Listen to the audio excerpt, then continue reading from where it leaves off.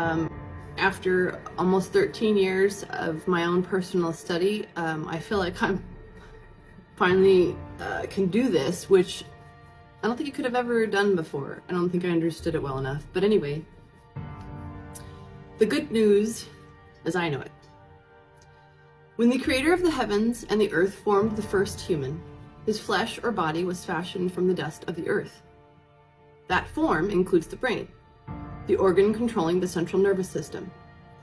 Then the creator, who is spirit, breathed the breath of life into that form. This breath was not a physical, but a spiritual component. It's not a breath of air as we know it, but an infusion of spirit from the spirit that animated the form. A conscious spirit given that activated the central nervous system, causing the lungs to pull in air and the heart to pump blood. This new being, a living soul, is made of only two things: flesh and spirit. The human soul was fashioned from earth, but created after the likeness of his Father, the Spirit of truth, the breath of life, and it was good. This new human soul, freshly infused with spirit from his Creator, is filled up and illuminated in the light that results from their perfect connection. Even woman, who was made from man's DNA, emanated this light. Tragically, man and woman, despite being full of light, were deceived by the subtle hiss of the fallen's whispered lie.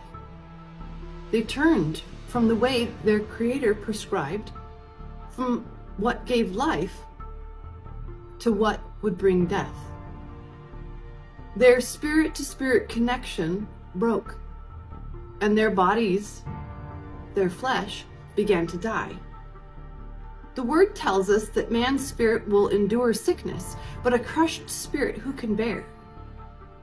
Their being, their form, began to die, because the new knowledge gained crushed the pure and good connection to the life source of their spirit. What was only good now also knew evil. They were now infected, and their light vanished. It was just a spark.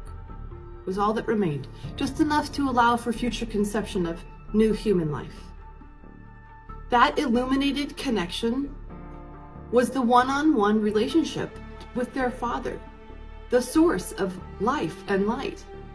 And now their Creator was no longer able to commune with them face to face. They were removed from Eden, paradise, and the practice of animal sacrifice was initiated by Yahweh to cover them. The evidence of their disregard, their now visible bodies, hidden under the skins of an innocent animal. But no amount of animal flesh sacrificed on altars could redeem the human spirit from its fate, sealed by the introduction of good to evil. That diseased spark was passed down to the rest of humanity, and as flesh begat flesh, all suffered the consequences corporately. Locked into that cycle of death until the time of the kinsman redeemer, Yahweh promised, as the blessing to all mankind, through Abraham when he read the heavenly book, the names of the Creator's heavenly host pour forth the speech about the one who would come and save humanity from this death. While death did rule the grave, those with eyes to see watched the turning of the seasons expectantly for the arrival of Yahweh's promised salvation. When Yeshua, Jesus, did visit us, the Spirit of truth began his life in earthly flesh in a fertile ovum of an untouched human womb. Yeshua was conceived in this virgin womb in order to bypass the infected connection transmitted through Adam, the first human being. Yeshua, Jesus, is the second Adam, sent to do what the first did not. Yeshua lived a life choosing to say and do only the will of his Father, the Spirit of truth, the Creator of heaven and earth.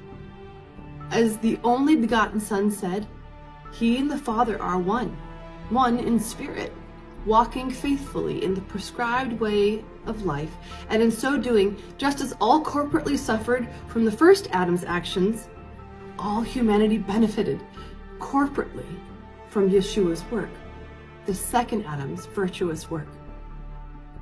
Now that the human spirit has corporately been redeemed, do I become all the more ego-focused, knowing of the redemption? Heaven forbid, may the grace and the mercy bestowed upon humanity by the work of Yeshua deliver me from my ego. Now that death, the grave, and Hades have been conquered, will I simply chase after the things of this temporary state and forego eternity? It's up to each of us individually now. How will I walk out this life? With the endurance of one expecting to enjoy eternity in the presence of my Creator after a race well run, or as one who wants their reward in this life now? The choice is my own. No longer is the human spirit damned from birth. It has been restored. It is born again. Life before Yeshua came with knowing the Redeemer promised had not yet come, and the grave was yet filled with torments. Life after the fulfillment of the heavenly promise to redeem the human spirit comes with knowing that my spirit can rest in peace in life and in death, awaiting the return of the kinsman Redeemer. And with that gift of my reborn spirit, I can renew my mind by strengthening that one-on-one relationship with my Creator, by allowing the Word to be my teacher, not man, no other teacher, but the Spirit of truth, the source of all life, face to face again in the kingdom of heaven.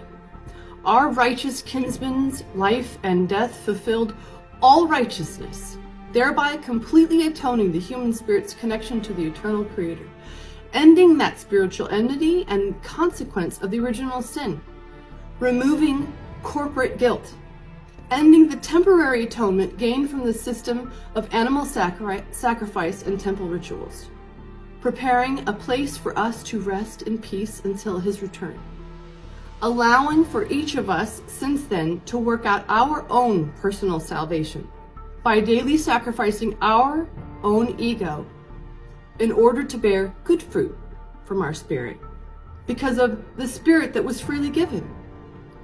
When the Creator poured out His Spirit on all mankind after His Son's finished work and ascension to the throne, that small spark left by the first Adam was ignited.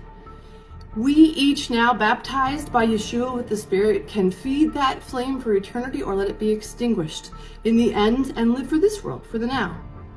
See, Yeshua didn't introduce and bestow eternal life on a select few who say a special prayer, but redeemed and restored the part of the human being that receives eternal life when it is one with the Father, the Creator of heaven and earth. He can again commune face to face with us because of His Son. We simply turn, and love is there. That is the good news, that while death reigned, salvation came and restored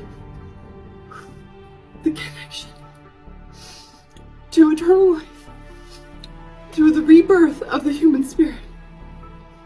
As Yeshua said Himself, if humanity isn't born of water and of the Spirit, it is not possible to enter the kingdom of Yahweh. Now we each work out our own salvation, turning from our own way back to Yahweh. Pardon me. This is how to grab a hold of the gift of eternal life. The connection is cleaved. The virus is eradicated. The way established, the free gift awaiting harvest. The fire ignited so I can love the Creator of the heavens and the earth with everything I am, in spirit and in truth. Love others as myself. Think on things which are true, honest, just, pure, lovely, good, virtuous, and praiseworthy. Bear the fruit of love, joy, peace, patience, gentleness, kindness, meekness, and self-control from my redeemed spirit. Forgive as I have been forgiven, because I now have the strength to be the salt and light to my world, to fear no evil as I walk through this valley of the shadow of death. My faith in the reality of the finished work that the King of Kings, Yeshua, spoke, forgive them, Father, for they know not what they do, gives me peace that passes understanding. And now, more than ever, that peace seems priceless.